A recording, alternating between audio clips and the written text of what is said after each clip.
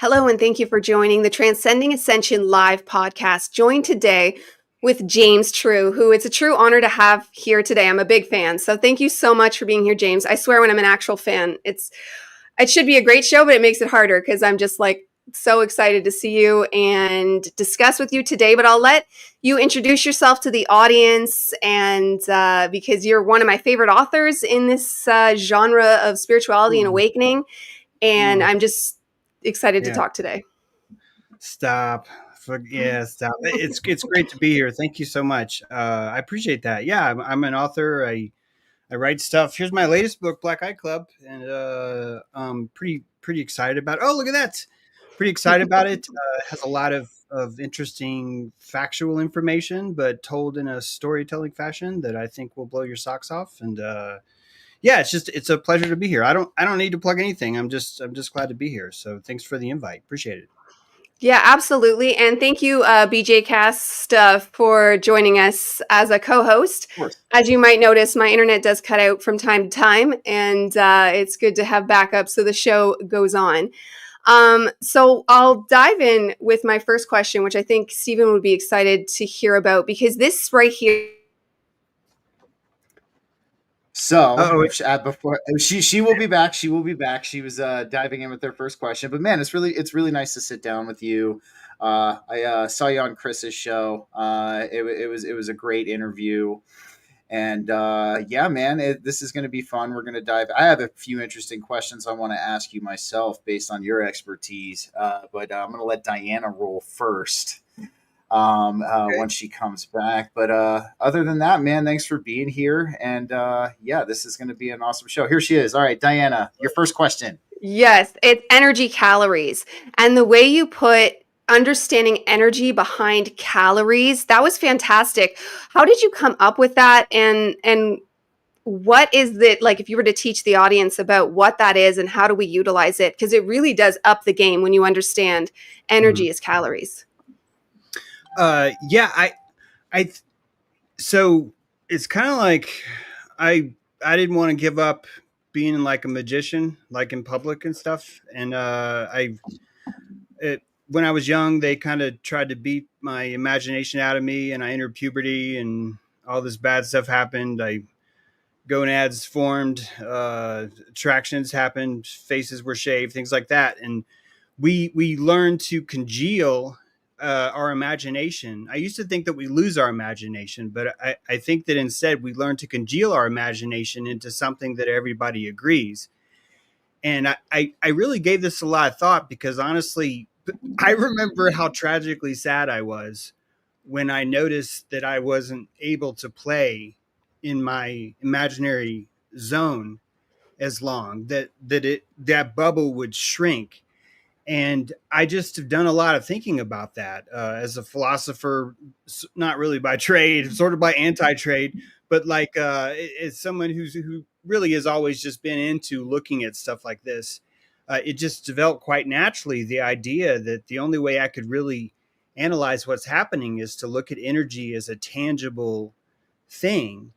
And that the moment we can tangate it, sorry, a horrible word, but the moment we can start to tangibilize it, we can start to touch it again, to have a relationship with it.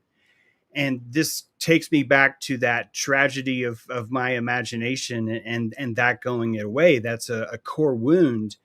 And I think that wound is strictly just because we run out of calories. We lose the shelter, we lose the smaller size, a lot of things we just lose. And so it becomes quite natural that we have no choice, almost like we have to cling to the only ground we can find, which is an identity that's been encapsulated by everyone around you. So it's sort of shored up by personality. So if you start to look at the energy of reality itself is belief. It is your sense of fantasy. Your placebo is literally being cast into the world, and you're having to stop it from being disparaged by everyone else. So certain beliefs you're going to have a lot more better time with, other beliefs you're going to struggle with to hold. And all these things would need some sort of economy. I use this phrase prana economy. So first, it sounds cool as fuck. But second of all, it really does start to show you that there is an underground subterranean economy that all of us employ that occurs when you enter a room. Typically, I mean, not to say everyone hacks this way, but many times when several males enter a room, there'll sort of be an alpha will rise up to the top, or certain matriarchies, you have the exact same formation, just as geese would form a flying V. And that energy would be something tangible. It would be something that we could tangibly measure. The only thing that's stopping us is that we physically can't see it yet. And so I'm under the impression that we can. I'm under the impression that the feelings we have are actually just really fieldings, just energetic fields. And if we start to use this language, if we adopt this holographic way of touching things in the hypothetica, like in the hypothetical realm, it's just fine-tuned imagination that's being reinforced over a network, whether that be a wireless human face-to-face network or a silicone network or fiber optic network like we have now, or a copper network. All these things are a mycelium that's allowing each of us to tangibly believe things. So to wrap all this up, how can we start to look at reality as being placebo, plasma, if we don't start to talk about energy itself as a resource, as a tangible entity itself? And so ultimately, when you start to think about what it is, personally, my latest kick is spin. All we do is drink spin every day. We drink the spin of water. We drink the spin of coffee. We eat the spin of propaganda. We all these things. So ultimately, these things are kind of related, and it's just a matter of us having a better language to embrace this stuff and finally see a new reality, because the reality is already here. I think we're just blocking a lot of what's psychically allowed by the rest of the field, if that makes sense. That there's sort of a fascism that we look at that we think is objectivity, but really it's just fear. It's just sort of group cortisol that's trying to stop believing things like that. Let's keep this as objective as we can. So we're on the precipice of that. Huge mouthful, sorry, but there you go.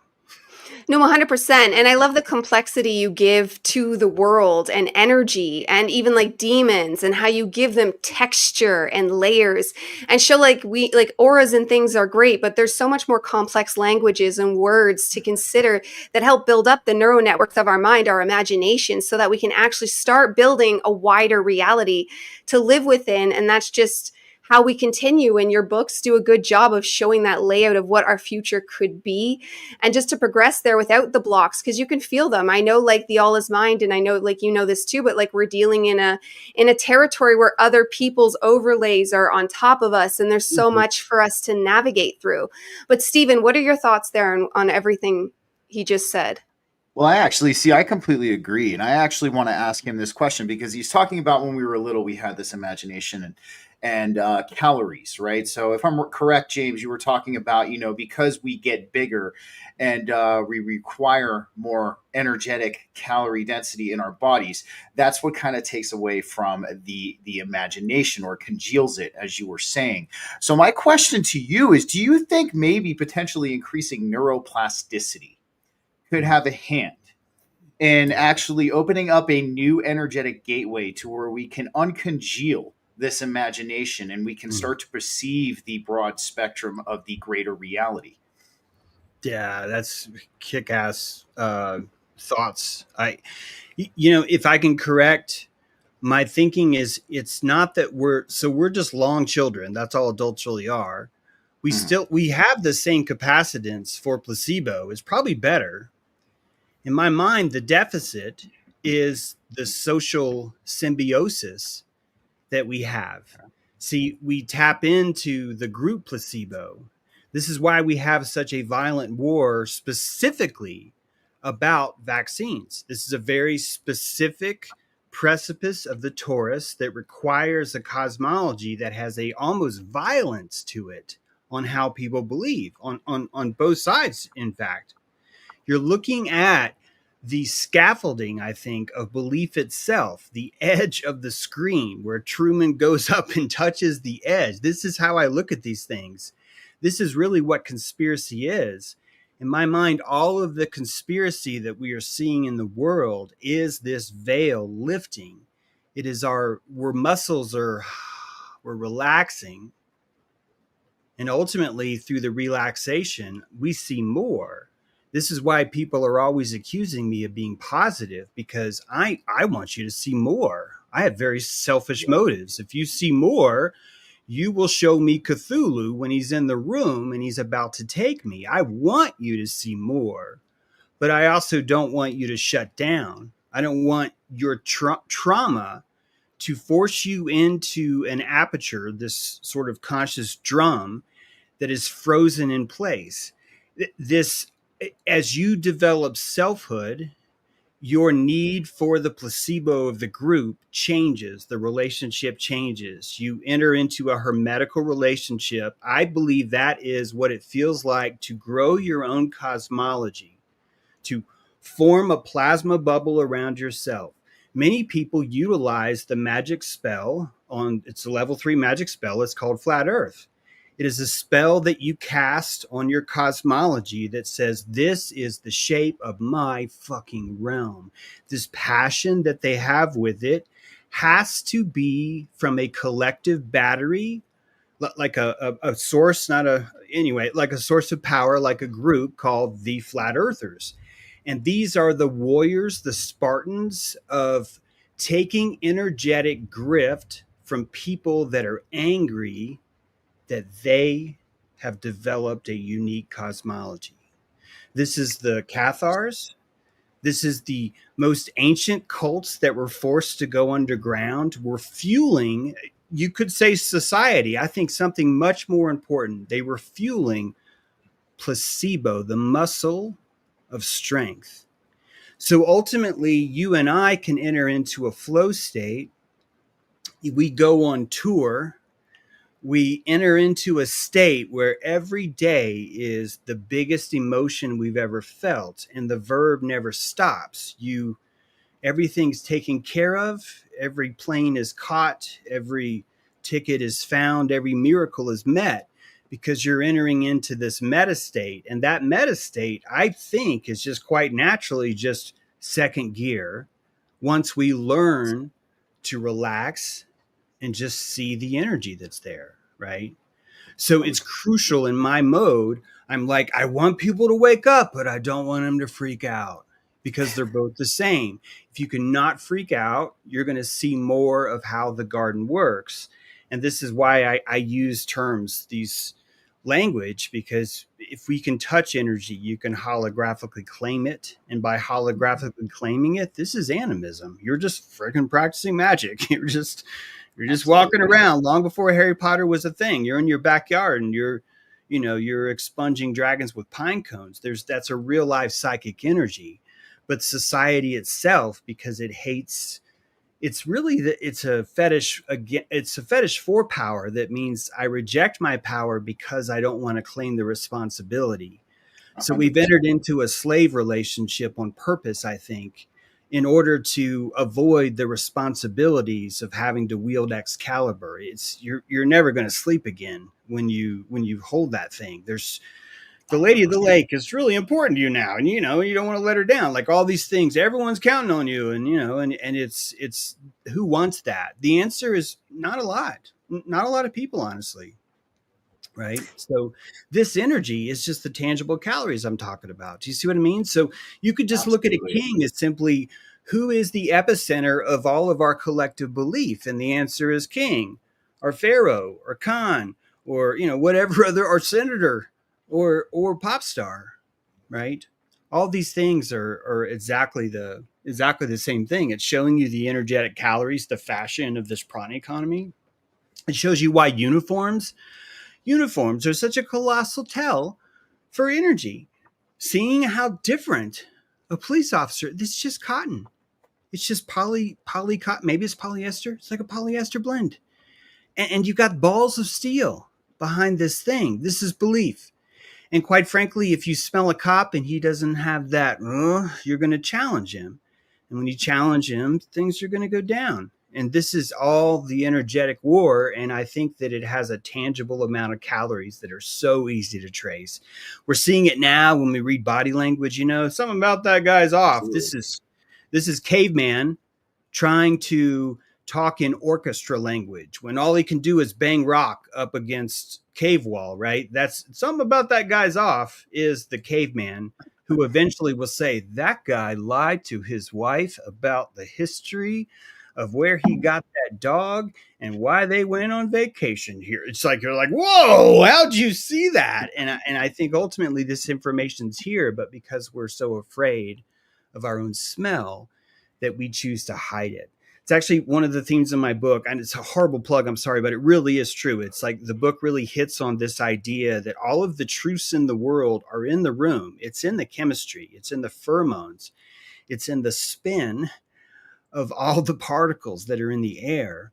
And you associate with them by holographically assigning them an address. This is how we do it in the world. Where are my keys? You only know what your keys are, technically, because they were last here. I know that sounds trippy, but it's like you reinforce this bubble of what keys are by the reinforcement of where you place it, where you address it in the physical world. So if you start to look at the physical world as just a giant matrix of IP addresses or phone numbers, then every single spin has a place. And if you know the phone number, you can hack that spin. And we do this anyway. That's why a parent can say, "Stop James Marshall True," and from across the room, I've frozen, my entire body freezes because she knows that secret address. Do you see what I mean? My mom knows that secret address, so she's able to psychically control me over a Bluetooth device, right? That's just the air. So once we start to understand, and we don't have to even use computer terms. It's just in my mind, computers have just unwrapped the oracle of how magic's always worked. So it's just finally showing us the plausible tangibility that our placebo needs so that we can have conversations across the country and we don't have to like burn kids, or sacrifice some goat because we're going to call someone in Australia. We've gotten good enough at magic where we don't have to tap into that torque because that's really all sacrifice was back then. If I kill something important to me, that's not really, it's sadistic, but more importantly than that, you're watching someone that only has 60 calories that wants to perform a 300 calorie job. And so he jacks into this animistic bicameral mystery that's floating in his fucking head. And he calls it God. And he's able to use that like an extra foot, an extra hand, right, to grab hold of stuff. So this is a dangerous kind of gunpowder. It makes sense that people are so terrified about it. And it makes sense that we're living in a world that needs something called Aquarius, that needs this clear doorway where people can come through. This is what Corona was about. That's a constellation is actually a gauntlet. It's the ancient Native American ritual of, look, you're going to pass through the gauntlet. We're going to throw rocks at you. We're going to try and stab you with needles. And if you make it through the other side, you're in the tribe. You're in Aquarius. So to me, this is just keeps happening. World War II, World War I, this, whatever's next, these are just necessary digestions. It's like we're being digested by this giant time snake. I'm really out here right now. Sorry, but no, it's all good. I resonate with that completely. I wanted to ask real quick. Then I'm sorry, I don't want to take it from you, Diana. So you were talking about the relaxation, allowing people to open up more and actually get the greater scope. What do you feel about particular practices like Kundalini and Kriya Yoga for that potential kind of relaxation and being able to tap into that broader spectrum of reality? I think I'm a retard practitioner.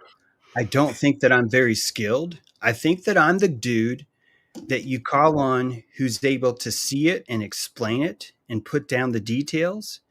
But when it comes time to fully practicing this, I don't want you to put too much faith in my cauldron of magic, because I'm more of almost like a documenter of how the energy works and less of a practitioner of it. I definitely have some thoughts, but it's important that I start off with all of this is a technology of belief, which means it is jacking into the energy of you, into your frontal cortex.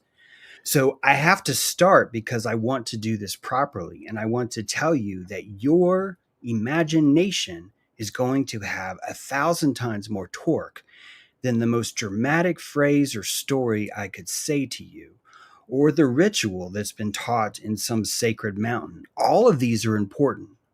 The sacred mountain allows you to jack into your own torque because you said the wisest man in fucking Nepal showed me this, and this is thunder. This is the power of belief, real life, authentic belief that you earned because you went through this gauntlet. See, the gauntlet is constantly powering us up. It's giving us more responsibility, whether we want it or not. So, what works? Everything works. Everything works based on where your torque goes the most. And I really mean everything. From creepy stuff to traditional honorary stuff. From putting a rubber band around your wrist, from and flicking it when you say something, to purposely putting messages in the grocery aisle to claim space. Just a tiny little smiley face that you've stuck on an aisle, which means that you've realized that you can associate into this aisle through this smiley face. And when you go home and come back, you have this weird invigoration where you're, and this, now you know how vandalism works. See, or graffiti, excuse me. All these things are the practicing of our beliefs. We're magicians practicing this stuff. Personally, I like to consider that the polyvagus is so related deeply to how we digest food that it's probably also related to how we digest source, how we digest the information. See, cavemen for the longest time, they only ate horses. This fascinates me. You could call it an anecdote, but I don't care. It fascinates me that it took us like 20,000 years to come up with the brain power to go, oh man, well, I'm gonna fucking ride that guy. And the first time that happens, everyone else like, what are you doing? What are you? And the whole time we've why got are you this riding the food? Yeah, exactly. It's such a weird thing, and yet most of Hinduism is secretly practicing this anyway, where they're just like the sacred cows are wandering, and they're just like, why are we not eating these things? It's like, cause we're going somewhere with this. Trust us. Stage 1, don't eat cows. Stage 2, gather underpants. Whatever it is. All these, I think, we're just peeking through our mythology of the future and realizing that the Hathor is really an energy of the cow.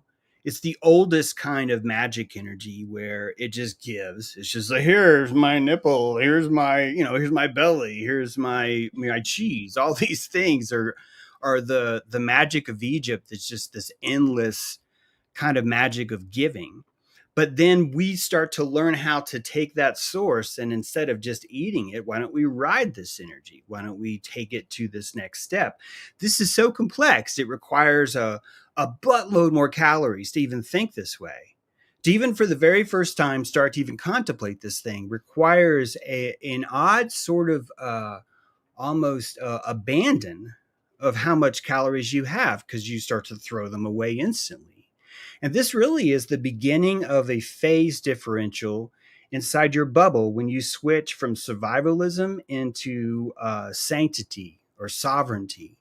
Your survivalism is important now. It's what's more important is, do I have a good quality life? Because you made the mistake of tasting the good stuff. This is why a lot of us fear our power, because I think we slowly learn, man, I really liked being a hyena. Man, and then I tried to look taller and I became a giraffe, and now fuck, I just have too much to do, and so it's harder for us to devolve, I think. So back to the polyvagus, when I relax, My saliva returns. I can digest. When I tense, that goes away. So when I practice the polyvagus, how can I control that? I feel personally that I'm able to see things more clearly. I think most of us do. You're told to take a deep breath. You're told to calm down, which hardly ever works. But if we really could calm down, the world would render differently. And ultimately, this is why we don't want to calm down, because the second we render it differently, we're going to feel violated because the real feelings that we had invested in the world before. So it's all us. And ultimately, if you start to just want a better experience, I think the digestion itself handles itself. In my mind, it's entitlement. And to me, Kundalini and entitlement are the same thing. To me, meditative breath and entitlement are the same thing. To me, all of nature seems to have the formula solved, and it's called entitlement. You're either going to feel entitled to harness more energy in the room, or you're not. And we are attracted to power through fear. So wherever we have fear is just showing us the compass of where the power is, so we can emulate that power. So all predators are just training. They're just training the prey like good sensei. They're just showing them the ropes, on how to hold themselves and do these things. So to me, the power's there. It's more a matter of, do you want it? Can you afford? Actually, a better word is, because that's almost too judgmental. A better word is it in your budget to afford it? Can you afford it responsibly? Because you can go out and win the lottery and buy a Ferrari, and in 8 months, every story is going to say that you're going to be dead in some ditch and you're going to be broke. Like, it's not sustainable, So we know ourselves better than I think we do, collectively, even. It's if people were to suddenly be forced into having a more open connotation to this collectively, I think there'd be a lot of trauma, and it would slow it down. It would make it happen even worse, because no one would be able to digest anymore. They would slip from parasympathetic, which is that digestive state, into sympathetic. But we want to go from sympathetic into parasympathetic, relaxed, but now we want to go into parasympathetic. See, if we can go there, then we really are having a 5G experience with the environment, because it's sort of like you've separated yourself through the awareness of it, which allows you to change it, which makes you more of a power source in it, I think. Yeah, 100%. Yeah, there's so much there too, and it goes right into the calories. And that's why learning about the energy calories, it did something, because I used to go on the manic waves and learn as much as possible and then crash, and then come back out and be super high and learning tons of stuff and then crash. But when I realized about calories, and that learning this stuff brings in cognitive dissonance, and you have to create the alchemical fires of the self, and you have to learn to stay aligned and sovereign discernment, because the more you can stay balanced, the more calories you can even hold. I think if you're in a certain spectrum of living where you just allow yourself to have tantrums, you're probably dealing with a very small bar, versus somebody that's come a long way, matured, deep breathed, learn how to walk as a sovereign individual, coming out of victim mentality. Now all of a sudden you have more calories, and I've just personally experienced this, to deal with, but then they still need to be monitored, and they still need to be taken care of. And then, as you were saying, this world that we've always been in, but a lot of us are growing the senses to actually experience it and feel it, the fourth dimension, or whatever you want to call it. And the Asians always, they show this in their cartoons and stuff. You see these worlds that everyone else can't see, or Narnia. There's always the door you can slip into to the magical realm. But that magical realm is overlaid on top of us right now. And we're growing to be able to sense that. And with that, I think that's what created COVID, was the increase of this sensing. And then all of a sudden we sensed something was up. We sensed something was wrong with the world, and it kind of created this global sickness. and it just spiraled from there. But that's why I think it was ultimately a beneficial thing, because it starts the entire global alchemical process as we go through this, because more energy is coming down, like reality is expanding, the veil is lifting, and that drives people crazy. It turns them schizophrenic if they don't wake up properly. Like, I spent years early before COVID, I was awakening, but conspiracy level awakening, and it can be maddening. But then something about COVID for me shifted it, where I was like determined to positively do this. And then it all comes down to that sovereign discernment. This brings me in my next question, because another thing you really shifted really well said. Everything you just said. Sorry, but fuck, that was just really well said. Go ahead, though. Seriously. Oh, thank you. I completely agree. That's exactly how I see it.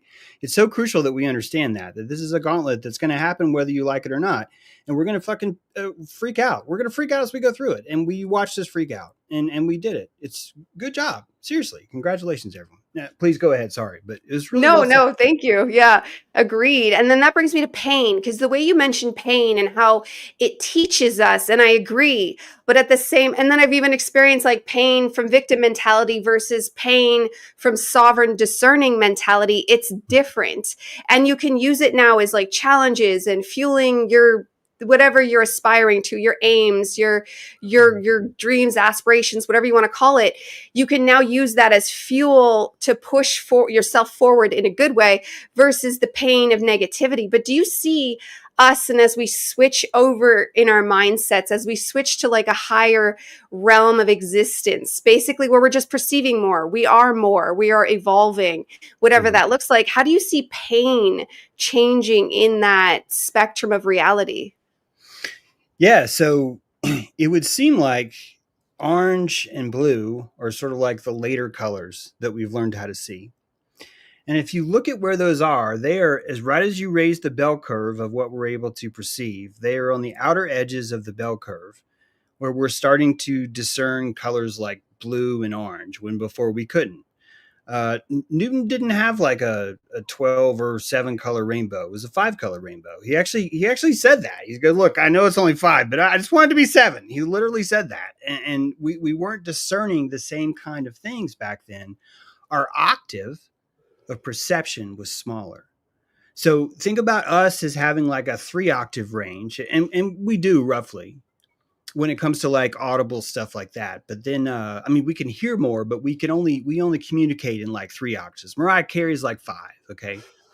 So Orca is like 12 octaves. So they have that kind of bandwidth to communicate on. Here's how this is related to pain. When you and I see Orca, we're first of all, we're like, holy shit, that's amazing, because they are. But also we see things where they do what we think are pretty violent things, what we would call very painful things that they do. And that's part of it.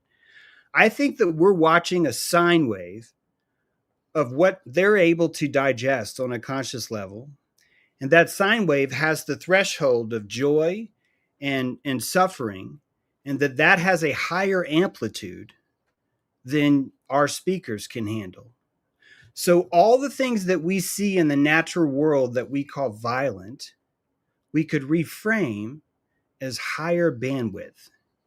These are creatures that are able to see a broader spectrum. I didn't say they're able to see a higher resolution spectrum, but they're able to interpret life signals on a higher spectrum, which would mean that they would appear to be more predatory. They understand energy differently. Their entitlement is very different, right? Their approach to this thing seems to cause that amplitude. It seems to create that kind of hunger and that kind of appetite. So pain would seem to be, if we're in a positive growth vector, we would always need to be experiencing what we would call pain, and we would always be constantly changing the fetish for what that means. So that I'm using fetish too much. A lot of people think of it as a sexual thing, but it's really more of like a demonic, like a nodule that's like, here's an important node in you of who you are, and it's crucial. But it's like you have these identity points built off your neural implementation. That's why neuroplasticity is so crucial a part of this, because ultimately we're seeking more footing inside of our platonic realm, inside of our neural realm. So pain itself is hammering the holes into new chambers that we've never been able to see before. So as long as we're living, we're going to need to have pain in our lives. And as long as we're growing, we're going to notice that what used to be painful now feels good. And what used to be painful now feels good. And when that feels good, you relax. And when you relax, you see orange and you see blue because your spectrum has expanded. So our meta self, this is pretty controversial, our meta self is purposely poisoning our own bodies because it makes us open wider. We learn to ingest oils. We learn to ingest mercury frickin'. We used to use that for medicine. We learn to ingest some pretty sick things. We snort the orange dust of petrified rotten oranges. We used to snort nasal scabs. Like we put cow Oh pus yeah, in I've heard you say that before. Yeah. yeah. So in my mind, although this sounds psychotic, and it is, I don't mind, but in our mind, we are constantly poking holes in ourselves because it's the only way to grow consciousness. So we're looking for new kinds of torture because that sadism itself is creating new avenues, new civilization, new lands that we've never discovered before, but they're all in our platonic brain. So we know the compass points, we have the mythology. So all we have to do is recreate the mythology. This is the idea of omniscience. We've had this idea of an omniscient God for a long time, like a long time. And if you look around now, it's science, omniscience, omniscience. We're building omniscience right now. Before we knew what omniscience was, we started building omniscience. And this is why I think that when we look at how we poison ourselves, we should really be more respectful of the shamanic path that we've purposely chosen. That it's like, this man needs fluoride. He needs more neurotoxins. He's having a good life, and your other uber self is like, we're not going to make it this way. We have to grow, so it's doing that. Mm-hmm. I agree. Stephen, what do you think? Because I know you have. What do I think about that? I think it's pretty spot on. I mean, what you're talking about, James? Coming to, are you a Carl Jung fan by chance? Mm-hmm. Do you like Carl Jung? So I mean, you basically kind of laid it out there. There's no coming to consciousness without pain. That it is. It's almost as if you were talking about our meta self. So I'm gonna ask you: is the meta self is what we would refer to as the higher self? Kind of in your own way. All right, cool. So you were talking about how the meta self puts us through almost like this poison. And now when I'm hearing poison, when you're talking about it, we're talking about these obstacles, this suffering and this pain that we experience in our life. And what I'm hearing from you is, I mean, you're kind of laying out what I would call what I've been calling, at least on my show and a lot of the other things, is almost what I would call alchemical spiritual transmutation. It seems that there is a constituent between these emotional obstacles or emotional struggles and us growing forth and bursting into that larger neuroplasticity. So, I mean, one of the questions I want to ask you when it comes to that, there are some people who have seemed to have come to consciousness without this. There's a couple of people, I can think of offhand. I don't know if you've heard of Sarah the Alchemist or if you've heard of Matthias de Stefano. There are some people who have been able to come to consciousness without this. So I'm curious, in your eyes and in your words, what do you think occurred there? What kind of difference do you think occurred? Did they have some kind of natural connection coming into this world, or is there another process that we could maybe be overlooking when it comes to coming to consciousness? I think she's alchemically doping. I think she's been injecting centaur steroids in. I'm trying to make a joke about. No. I'm just kidding. Yeah, Sarah's great. I had a chance to meet her in person. Very cool. And I don't think that there's any cheating.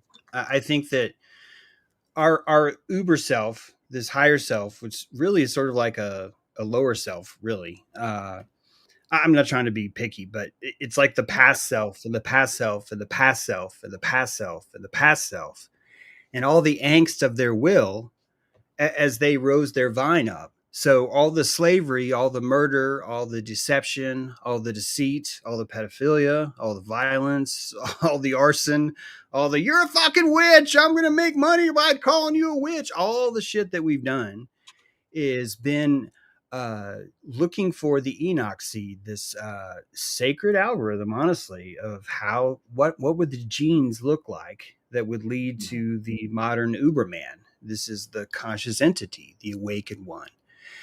I don't think that there's a way to do this without pain. I think that if you have a relationship with pain where you find pain pleasurable, then I don't think that you are able to have therapeutic value from that. But I do think that all of us have different magical instruments that we employ to shamanically alchemize our pain. And that itself comes back to what I was telling you guys earlier, which is I don't want to tell you, here's how I think it should be done, because I feel I'm much more of a scribe in this field than I am a practitioner. And I only say that because my personal technology of belief requires that I do not share my rituals with anyone at all. Totally understand. And this is just the way I'm wired, though. I'm just saying my sailboat happens to be rigged where my mainsail is bolted through the hull down into the bottom, and that's just how I'm wired. Like there's catamarans, there's all kinds of crazy ways to sail your beliefs, right? But mine requires this sanctity of privacy. So all the deep pain that I've felt, that I've alchemized, is generally not shared. It's the pain that I share more is just a medicine that I'm teaching others about their pain. So I'm not accusing Sarah of not sharing her deeper pain, but it's hard for me to tell you that I could have respect for a practitioner like Sarah that I do, and not also tell you I think that she's probably not showing you the deeper cauldron out of pure respect for her own magic in her own alchemical path. And that could even be the other dolphin, the last generation of her, because I feel the spirit of my grandfather much more now after Corona. I've been able to, and this had nothing to do with him dying. I'm just saying that after that, the bandwidth has been greater. And I've noticed that there's a certain torque, a certain belief architecture that I can tap into that gets me better luck when I tap into his beliefs, his cosmology. Do you understand?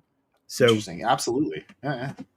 It's almost like a sextant where I can go back to my great grandfather, understand his sextant, just compassion. He was really into law, really into sovereignty, really into the idea that we could fix the world with legal means. I feel that I'm just the direct, here's what happens right after that. Like right after you come back and you realize that's not possible, then I'm born. And I'm a philosopher, I'm a writer. I still have the legal angles. I'm not trying to make this about me, but it's like I'm only understanding one dolphin previously. Like when you see a dolphin jump up and then you see another dolphin jump, that's just the same dolphin. It's kind of like that, where we don't understand ourselves yet because we're not ready to wield our powers. So until we're thinking like multi-generations back, we're really able to leverage all those sextants and just really pull off some powerful magic. And I would imagine that Sarah is harnessing gifts that were earned, not given, but were just hard earned through previous lives. I would completely agree with you, man. And I you laid it out very well. It to me as well as an individual in, my spiritual evolution and everything I've gone through, it's hard for me. I'm sitting in the same boat as you. It's hard for me to understand how somebody could come to consciousness without having those struggles, that pain, dealing with a little bit of suffering along those lines. But in the meantime, I don't want to cut this short. I got to head off to my show. James, I want to say it was really nice to sit down and talk with you. I'm going to be reaching out to you for an appearance if you've got openings in September for sure, man. And I am having Sarah I'm having Sarah back on the show here soon too. So I'm going to tell her that you and I got the chance to chat. And Well, good. Yeah. Can I say one more thing on that? I want to say that if you've learned to alchemize and harness pain, I didn't wait for yes, but if you've learned to alchemize and harness pain, it's going to be very hard to recognize that something is even pain, because you're going to see it as just green. What's that stuff? Green vitriol. It's just pure magical syrup, you know? So, and I've noticed that a lot, things that are pretty easy for me that others struggle with. It's mainly just because I'm like, oh, goody, this is some good alchemical juice right here I can use. So anyway, that's all I got. Yeah, I'd love to come on your show. Reach out, please. Thank you, James. I appreciate that. Yes, you and I have that in common, and we will discuss that. Thanks for having me on, Diana. I will catch you later. Yeah, and it's funny because that's where I met you was when you were live with Sarah at the Aeon Bites thing. Because I was just hunting her down at the time, and then I ended up finding Miguel, and I went to the Aeon Bites school, and I watched the things, and I'm very picky with who I see as like a teacher, who I see as like having additional wisdom, because there's a lot of people that just like repeat what they've read in a book versus actually like bringing in their own gnosis and expanding it, because we're in expansion. And thank you for joining us, Rockel, because she's actually another one of these beautiful people that has such a wonderful, unique way of putting just everything that's coming online that we're learning. And like we're bringing together all these religions and all this information. Oh, you're out again. Are you still there, Rockel? Yeah. Hey, James. Hi, how are you doing? Yeah, can you hear me? Yeah, you sound great. Hey, can you hear me okay? Okay, good. She'll come back. This always happens. I'm always like, let's just clear the airspace. Wait, there we go. Give her protection. Hey, yes, I do try to use my magic to bring it back on. Well, it worked. Good job. Yes. Beautiful. Actually, I wanted to dive in, because I think Rockel will excel in this topic as well, into your book, The Blueprints of Mind Control, because that one was just wow. The whole thing, it's like it's teaching you, but then also it's like therapeutic, where it's like teaching you how to walk through the stuff at the same time. I love the way you even put in like backstories. And I wanted to ask, like, did you, with the stories like of Hillary and like doing the back of what she must have done and like literally walking us through those stories, do you think like, was that channeled? Did you sense into it? Or was that just like fun fiction that tied it together? You know, I don't really consider it like fiction, but I don't mind like calling it that, because it felt true. Yeah, I think what I like to call it is I'm compassionating. I'm using that as a verb, like a sonar. And I'm just picturing if everything that I heard, or if half the things that I heard, or if 20% of the things that I heard about her are true, how would it be possible? And I saw someone that was really into occult magic, and she has that in her past too. And she went through that in college, and I think that like any religion, like all of us do, we're going to find a belief system that works for us. And doing weird things with chickens or whatever the hell it is that is required is not something. It might seem foreign to us. It might seem outlandish to us, but it's actually a very old practice that's still practiced today. And so why would Hillary not do that? Because see, everyone at the top, if you're Lance Armstrong, if you're Hillary Clinton, you're doping to be there. And if you're doping to be there, then you're probably utilizing the techniques of psychiatry, sports psychiatry, right? A lot of positive thinking.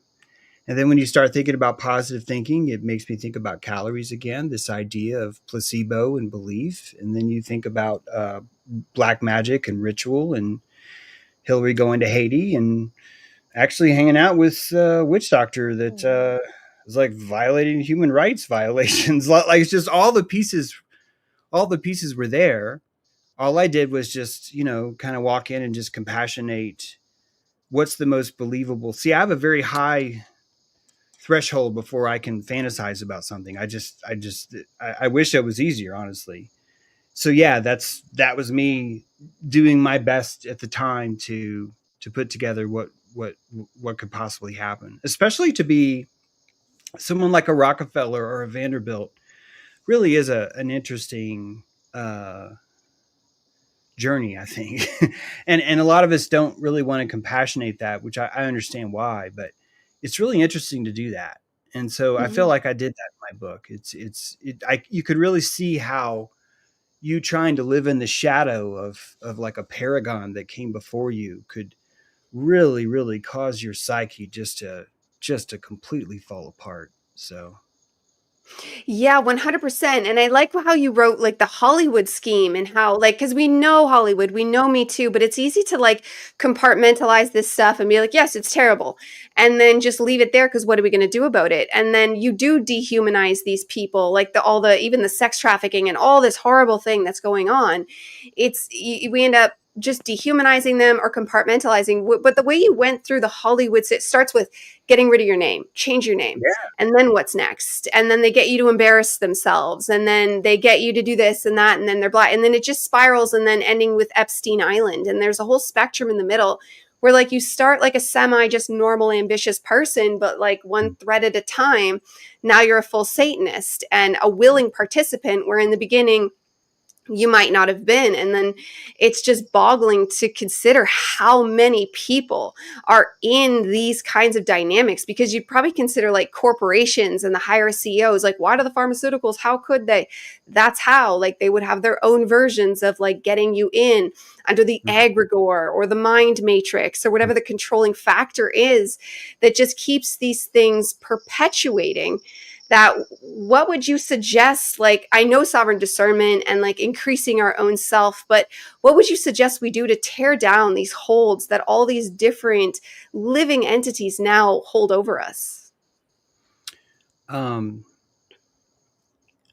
This is why people don't really like me for what I'm about to say.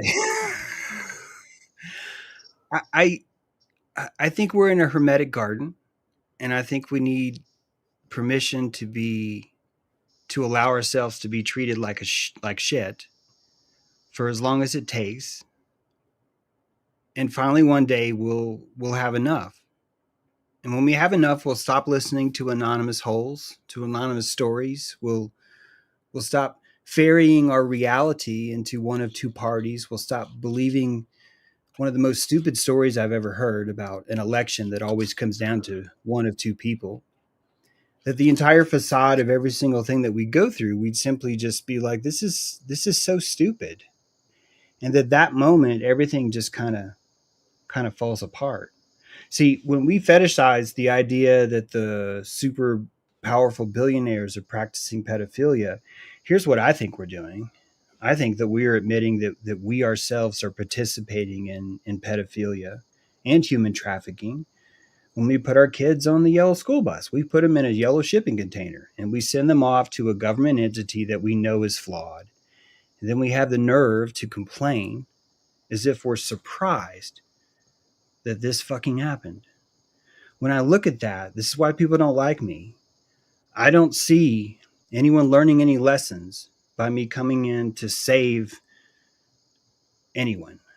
I think that people are putting their children in the hands of these other agents because they can't handle the psychic bubble of that childhood, of that belief system. They don't want to be the one that breaks them down. They don't want to be the one that makes them congeal into one imaginary thing that they're going to play for the rest of their lives, and that they can move up or down within that framework, but that's it.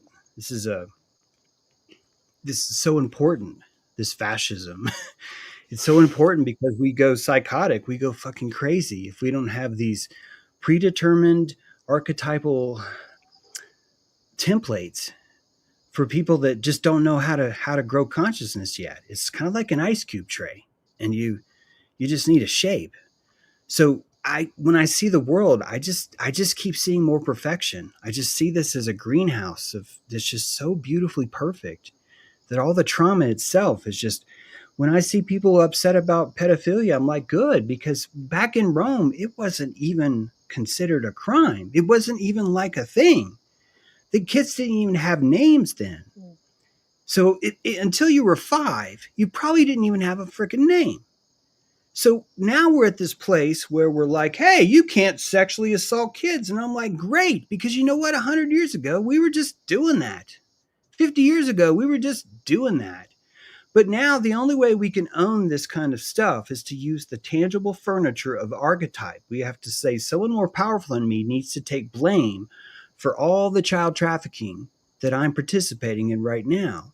So we send all this blame into the rich billionaire pedophiles when we're the ones that are trafficking our kids. We're the ones that are like, hey, the government says you need to say Pledge of Allegiance and stick this piece of metal in your arm. And that to me, this is like the most civilized way that I could think of if I was nature to make people grow the fuck up. Is that every year I'd have this, like, this is why I'm evil. People hate me for this. But if you want to stimulate people to freaking grow, to grow their discernment, you are going to have to lie to them because they are so cabbage patch gullible. It is pathetically beautiful how delicately gullible we are. And we would never change. Why would we want to change that? Nature says you have to change because you need more calories in your brain because you need to fantasize and create things that I need, says Gaia, to grow my machine. You are my fingers, Gaia says. And if you do not work, if you do not produce more art, more technology, more networks, more roads, more all these things, if you do not do this better and better and better, I will snuff you out, says nature. We have work to do, is what she says. It's the great work. Yeah. And I get it that it feels like slavery. And I think, honestly, we call it slavery because it emotionally allows us to feel better. It's just, we get to bitch at the boss. We get to say, this fucking prison plan is bullshit, man. Fucking boss has done no shit. It's pedophile, da-da-da-da. And it's just our way of kind of coping with where we are. We're doing really great. We're doing so great that we're like sniffing around for pedophilia now, like it's a fashion statement. Like that's how much more awake we are to those kinds of things, right? But even now, with all the gender stuff, everything else that's happening, I think you're just, again, watching another gauntlet, an explosion of resolution. And you're looking at an old world just freaking the fuck out and a new world saying, why won't you trust me? And the old world goes, because you fucking will ruin it. And the new world saying, you already ruined it. And you're just, that's culture, right? This is what growth would feel like. It would literally feel like this. If you grew another leaf, it would be terrifying. It would feel violent. You'd probably bitch about it the whole time. It would kind of feel like this, you know? Yeah, like giving birth. I think that's exactly it. It's like the new world, the options are here, like homeschooling, because I can vouch for that. I tried. It was very hard. And, you talk neurodivergent kids or whatever, but it was just, the truth is I couldn't do it.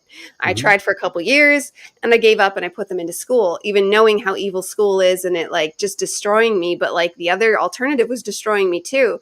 So it's like we have this new world that we need to build that's going to just take a lot more personal attention, a lot more work, a lot more personal sovereignty, a lot more stepping out there and doing it ourselves and not waiting for the government and all that to take care of it for us, which is hard. Maybe. And we're going to need, sorry, go ahead. Well, I'm sorry to interrupt, but this is really a different take. And so I wanted us to consider something, because I think that sovereignty is a positive direction that causes us a lot of growth. But then the next vine that finishes us over this cliff is actually called symbiosis. And I've felt this way for a long time since Corona, that when you fight for sovereignty enough, I think you learn that you're symbiotic.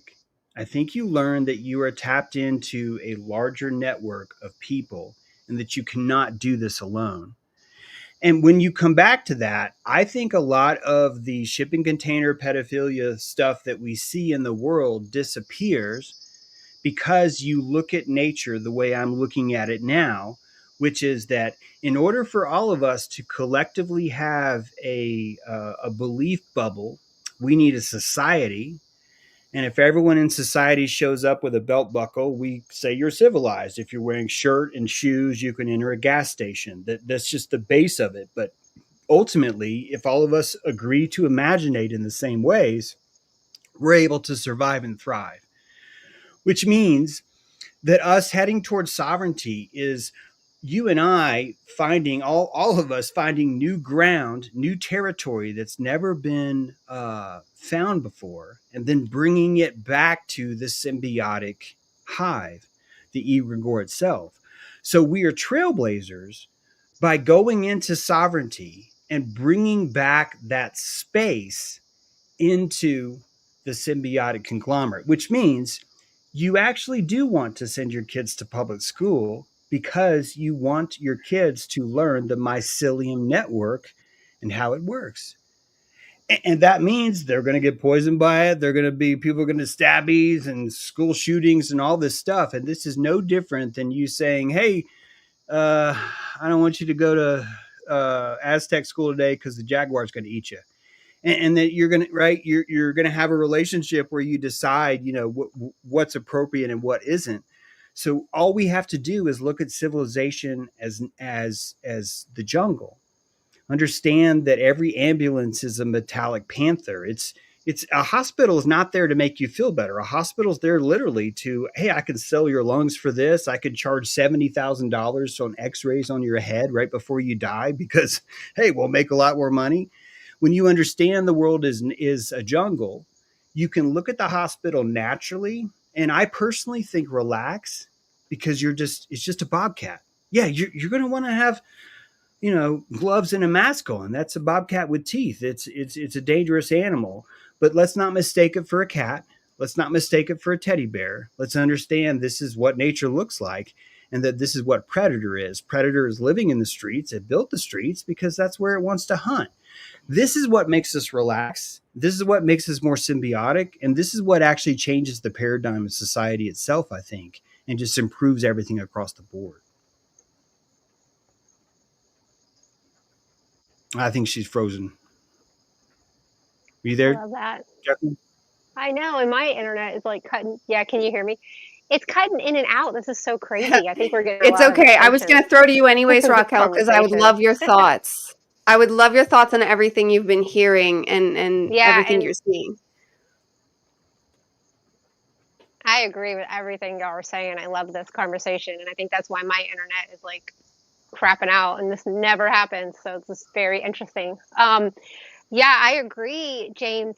I think a lot of it is like the ancient wisdom has been kind of like wiped, and we're like tapping back into it, like by recalibrating, like all of your language like connects to like my language, which connects to Diana and Stephen. And we are kind of creating this whole new hive mind where we're pulling away from the demiurge mindset, like where we all got funneled into it through the golden honey school buses that send us in to suck out of our essence, right? Like it's right there in plain sight. I can't believe I didn't see it until now.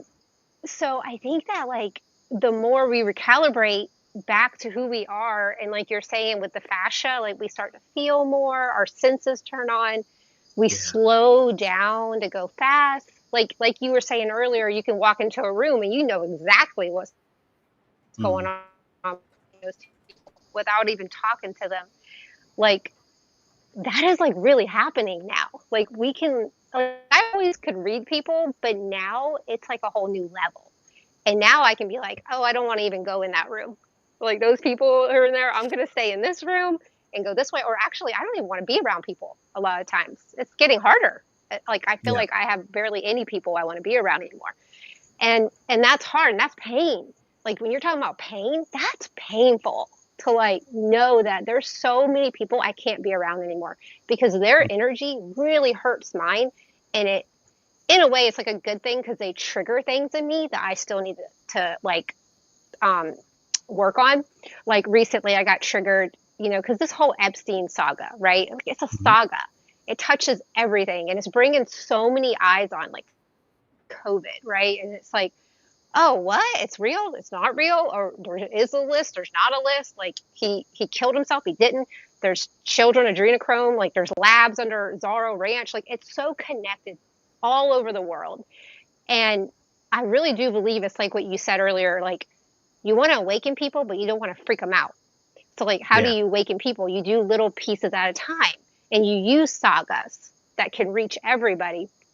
And like, I got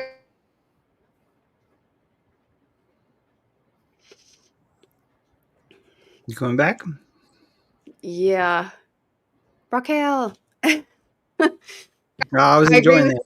Yeah, Yeah, me too. Me yeah, too. I It like that. reminded me of the adrenochrome you mentioned in the book I want to ask you Mhm. about at some point, and the the witch trials and King James, and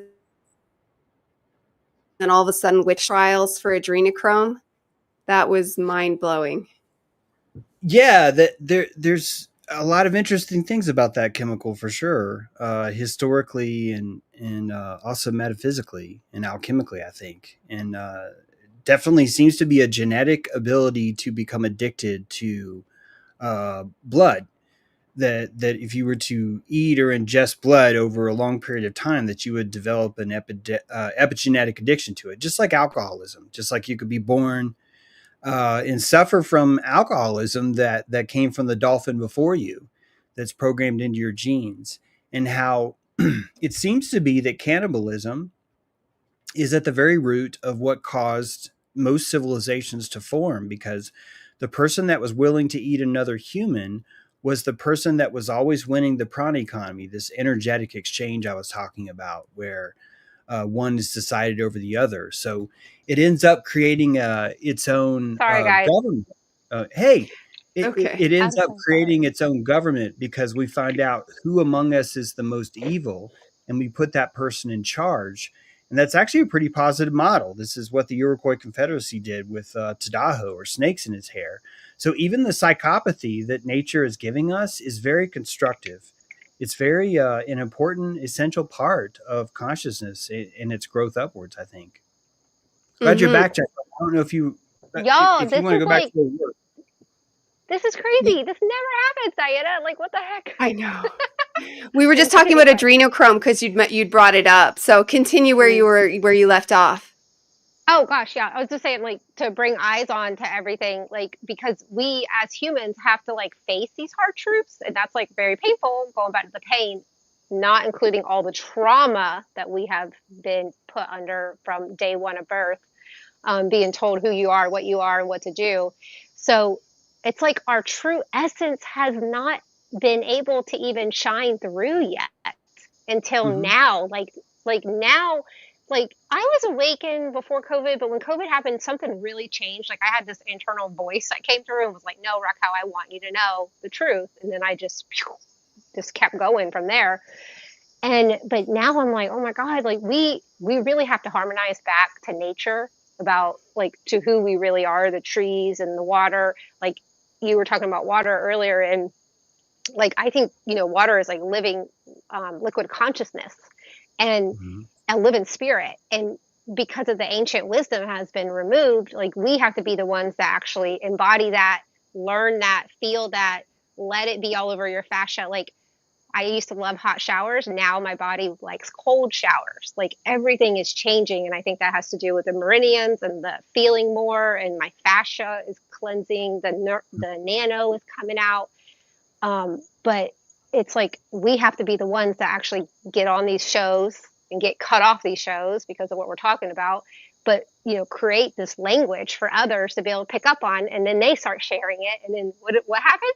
It's like the 100th monkey. We start to change it, Mm-hmm. and don't get trapped in Epstein's not going down, like you were saying on your show, like your other podcast. Like I watched it, and you were like, I love what you were saying. I love that Tiny Dancer show. That was awesome. Oh, good. Glad you like that. I was like, oh my God, that was so great. And it's true. They are all puppets that just how the psyche can be split apart, right? And programmed. We're programmed, they're programmed too. Um, so there starts to be like a compassion piece that grows like within me, that like, oh my God, well, they were like that from birth. They were taught that. Hillary was probably taught to eat babies from birth or whatever the hell. Um, but we're coming out of that. Like that energy can't really exist anymore because my consciousness, my I am awareness is like shooting out, and I see it now. You know what I mean? Where I didn't see it before. So it was like, oh, it was happening. But now I'm like, oh, I'm changing that reality every single day. Yeah, I think we don't take we take it for granted how colossally shaped we are by our previous lives and the skills we learned. I feel like Corona showed me that I came through with so my biological father was a Marine, and I feel like I'm watching my biological father not necessarily embed his code as thickly in me as he did in my brother, Hmm. but I see more of my grandfather's code in me. I'm just trying to get to the point of I've been able to compassionate what it means to be a lifetime Marine, and Hmm. it's much more of a shark like kind of consciousness. It's just a much more colder, predatorial kind of thing because this would be the only way to get the job done to effectively do what you do. And so when we end up intermingling, and when my mom and this Marine got together and made me, it was an ability for me to regulate that psychopathy inside of another living organism. So all of us are intermeshed, and all of the trauma that it took to build the civilization is the responsibility of everyone to eventually regulate and to do something with. So the nature forces us to intermingle, and this intermingling is just a giant practice in compassionating what it's like to be another person, especially someone who's been trained through the success of thank you for your service, of we love you, we'll give you a steak dinner over and over for generation after generation. It's society that trauma programs us to Hmm. do these things. It's society that does it right now, like right now as we're talking. So Yeah. it's certainly easy to say they do it, but they really is just the conglomerated us, and the us is the conglomerated me, and the me is just the power of I that I don't want to own yet, right? And I just mean this collectively. As soon as we're ready, this place is going to be Lemuria. It's going Yeah, and to completely change, you know. I think we are trending that way, and that moment, is described sometimes with like as a twinkle in the eye moment, or a big bang, or solar flash, or a phoenix. I think powers that be, or whatever, whoever on this planet that kind of still has the ancient knowledge, they know that this phoenix moment's coming. Like, we're building up to it. And that's why it's like everybody's starting to like recalibrate, and they're seeing things differently, and talking about consciousness, the amount of language around consciousness now, like it's almost like you can just touch it in the ether. Consciousness, consciousness, Yeah. consciousness. Like, so I think we are getting close to that precipice moment, because it's like you can feel it, and it's like that kundalini in your chest. Like, it's not anxiety, it's actually kundalini. Like, it's the serpent awakening and growing its wings, becoming the dragon. I I do feel that we are building that way, but I do believe that there is a power that wants to be in control after that moment. It's like, you're either hot or cold, but if you're lukewarm, I'll spit you out. But you almost like want to be spat out of the game. You know what I mean? Like, you almost want to be like, okay, I'm going to go back to, the garden, um, Eden or whatever, and actually be harmonized with it all, and be able to eat the air and survive, and not have to eat animals and all that. Mhm. So I mean, I don't know. It's like so magical at the end of the day too. And you were talking earlier about the blue and the orange, the lights. So Mhm. even like now, like as going through this whole process since COVID, like I have a blue ray that I see in my eyesight, and it just appears here and there, and it's like in Yeah. the weirdest moments. And I Mhm. always am like, oh, that's so cool. So I think I'm seeing more of the light spectrum. I haven't seen the Yeah. orange yet, though. So I'm curious. Are you seeing the orange? Or y'all, Well, Diana? yeah, go ahead, Diana. I'm seeing the blue like you, but and there was Okay. some red at one point, but mostly blue. But go ahead, James. I don't I learned this the hard way. I was very upset at myself.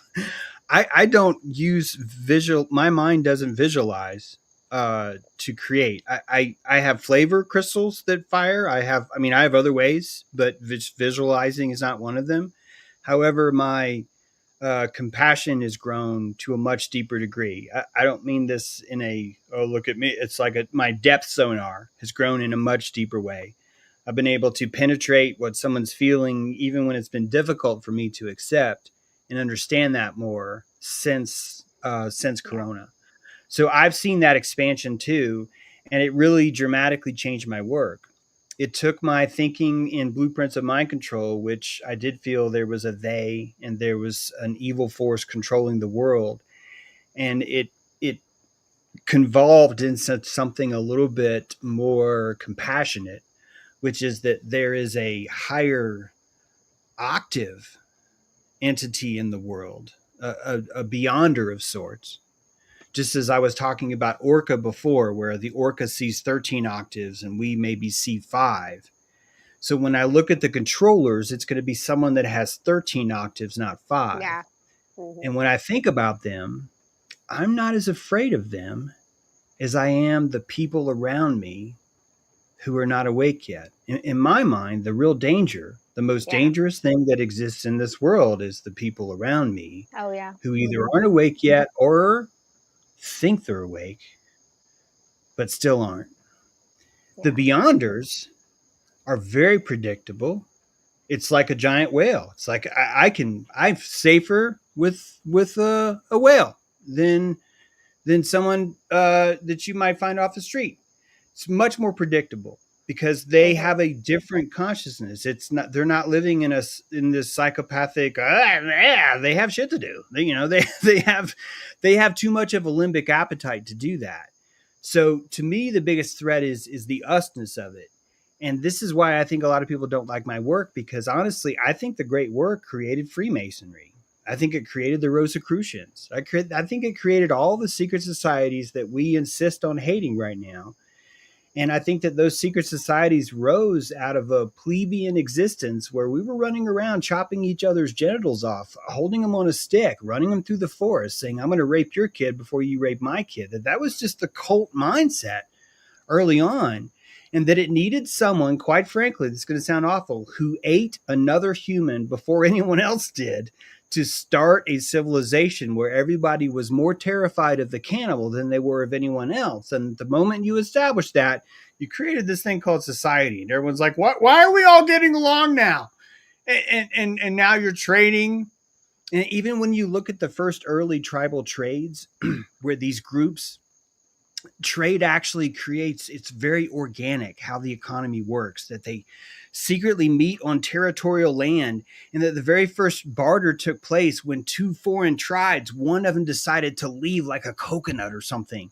And that just by that application of trade, you have this reaching into a new vista of belief. You're expanding your consciousness into this other place.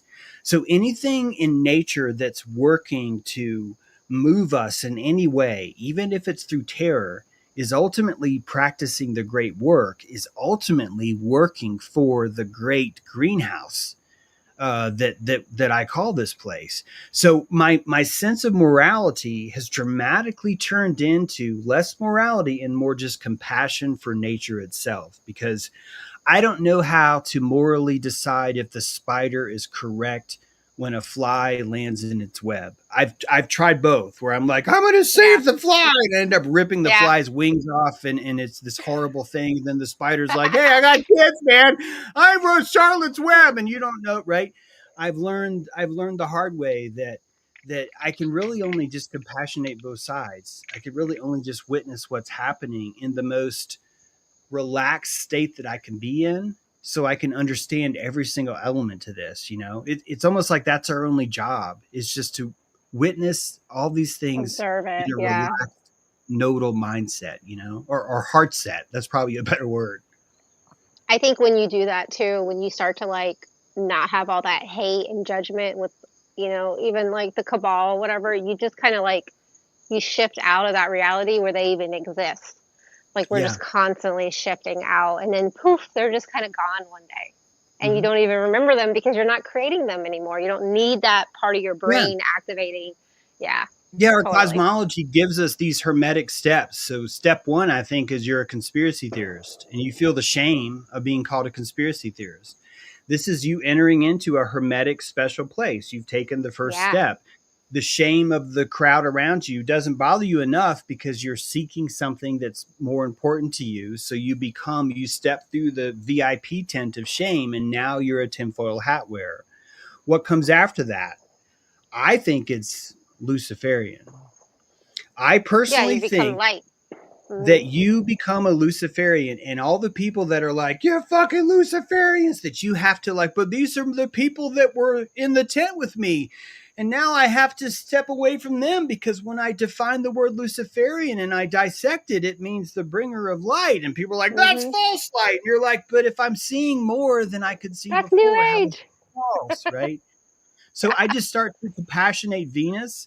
I start to compassionate what that means. And then I notice something, that every hermetic raising up of me, elevation, goes through a period, a gauntlet, where people around me hate me and they test my surface tension. Are you willing to go through, James?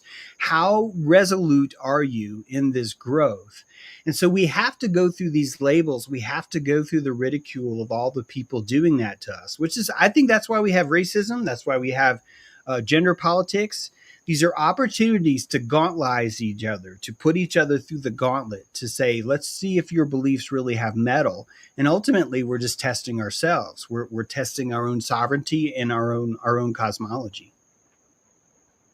Mm-hmm. Yeah, I agree.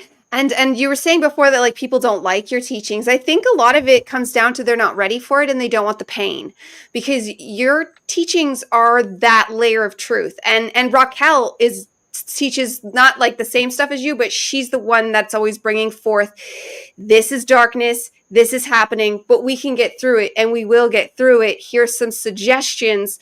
Let's go. Because like a lot of people don't like they want the love and the light. They want that Luciferian energy. I myself went from conspiracy to Luciferian until I learned about it. Literally like, oh my God, I'm a Luciferian. And then I became a Kabbalist and middle pillar life. And then returning back to like that Christ nature in the heart and finding compassion.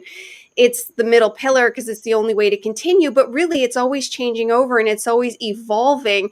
And if you're not seeing the truth, if you're not like, if you go in your little la box, everything's perfect, then it just stagnates and it goes rotten and it festers, versus if you see it.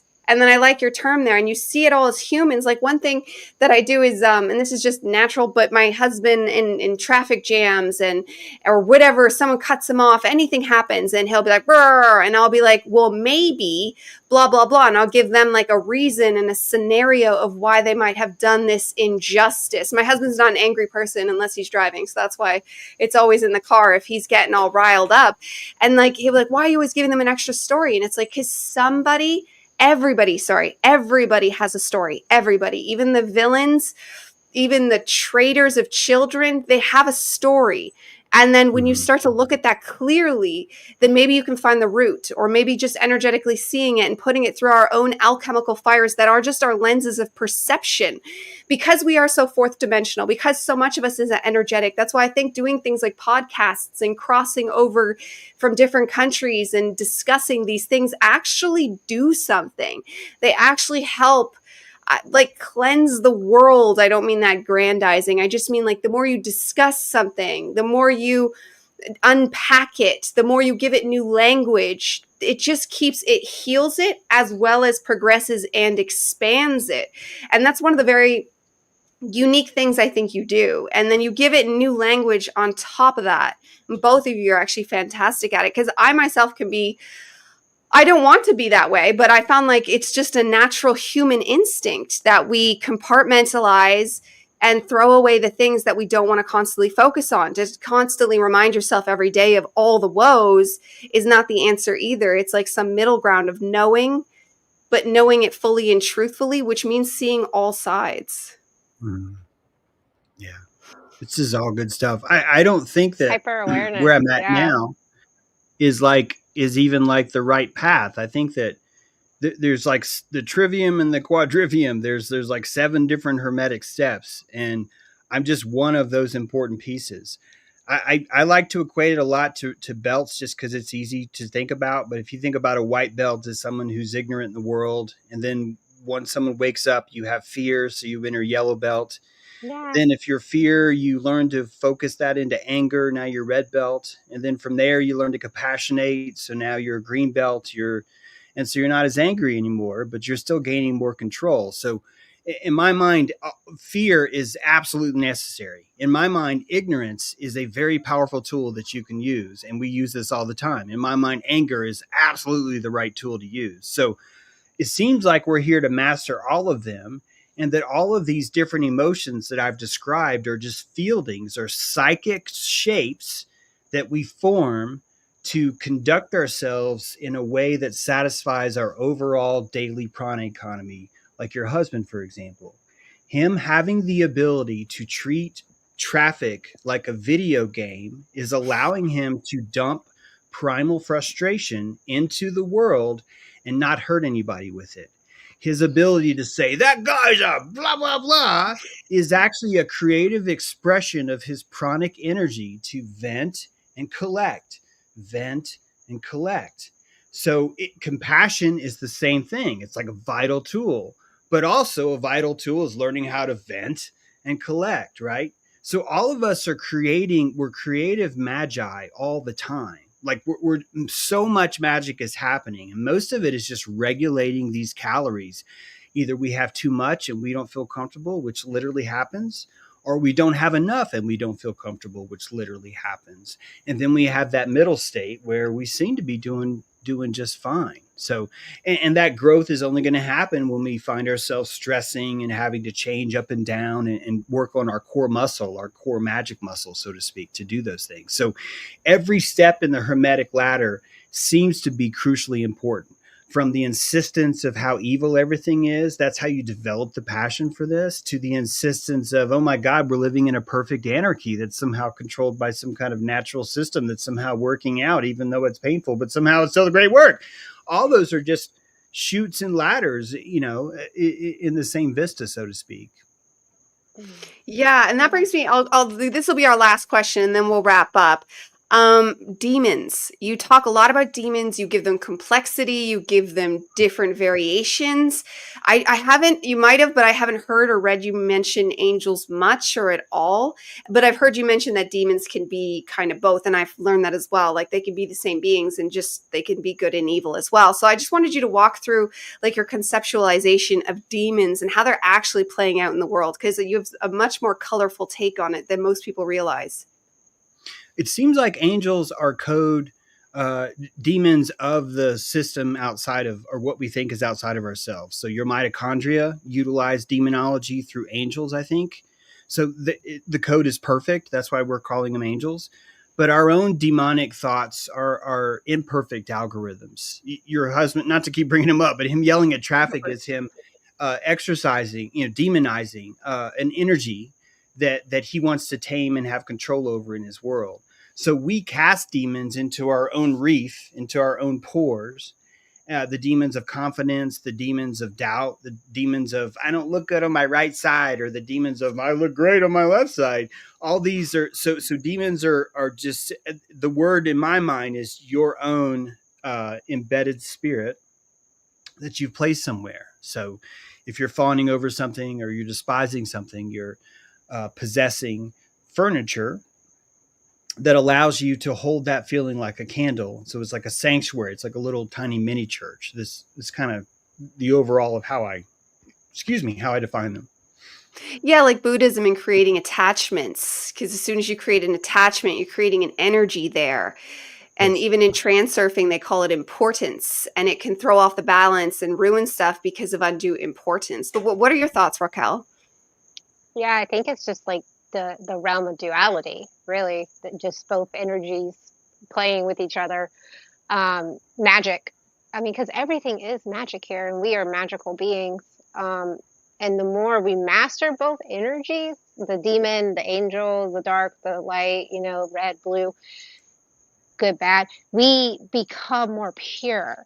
And I think the purer we become, the more the universe, the cosmos, the galactics, our ancestors, like your grandfather, my grandmother, they trust us to be able to communicate with us. But we're also creating that bridge between the two realms, because we are the bridge. So then we can actually tap in at any point in time and like talk to your grandmother or your grandfather, you know, or your dad or your mom, whoever.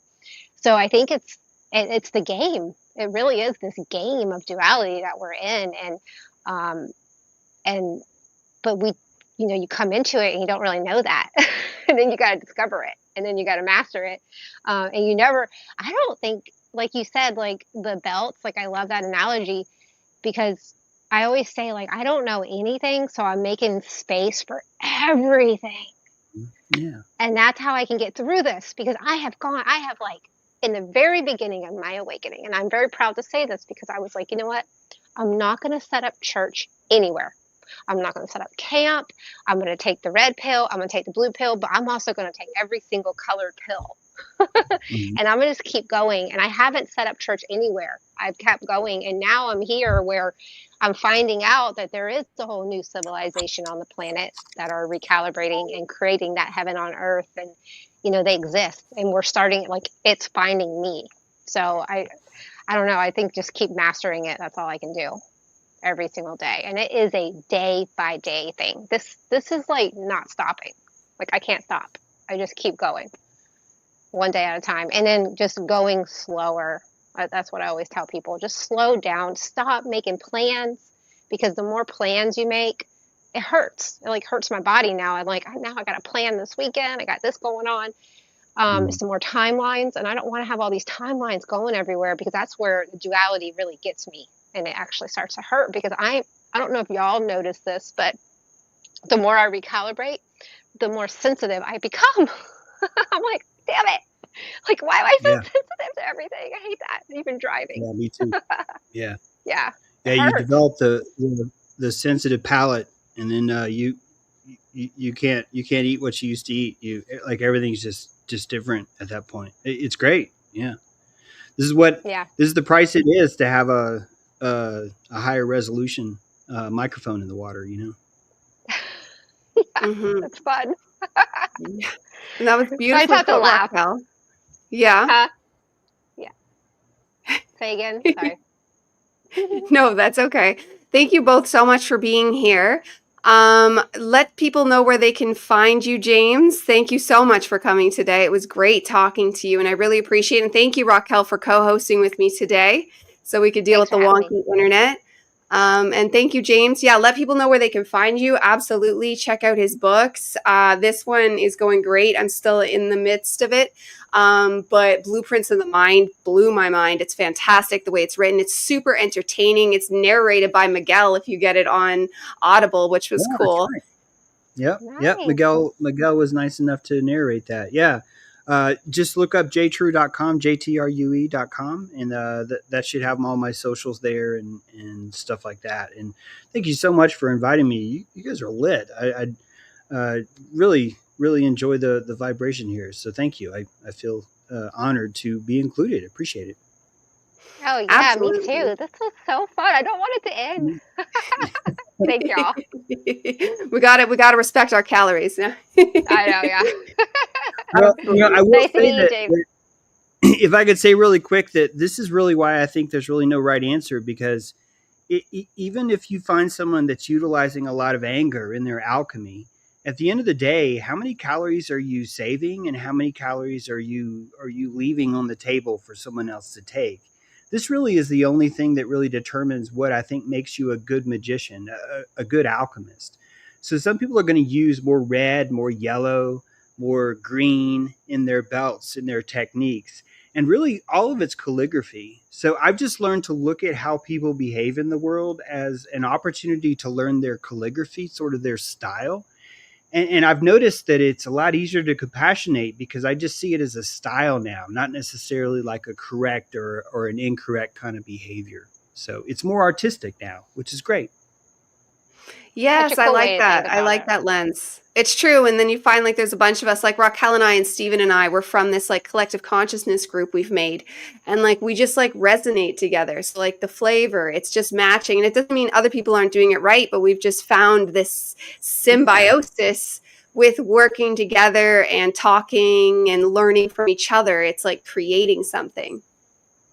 Yeah, definitely. Well, I'm really glad we met. I appreciate it. Thank you so much.